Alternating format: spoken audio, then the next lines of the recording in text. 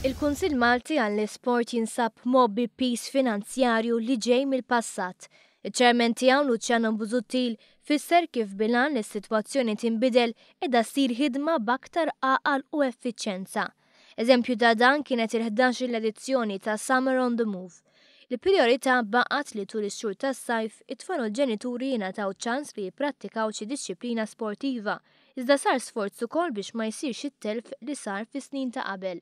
Fl-2012 Summer on the Move fisret telf ta' 120,000 euro, filwaqt li s-sena l-oħra kien hemm deficit ta' 40,000 euro. Luċjano Busuttil tkellem dwar kif inbidlu l-affarijiet.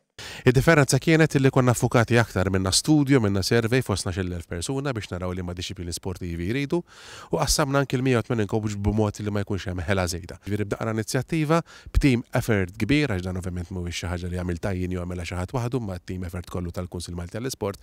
3800 tifel u tifla kienu matul is-sajf magħna jitalmu disciplina sportiva mit-30 li kellna. Dan wassal biex il-programm għalaq biqlieħ ta' 60,000 euro għal KMS filwaqt li tfal reġgħu ħadu sem fatt ta' disċiplini sportivi bħal ġinnastika, l-futbol, l-awm u l-basketball.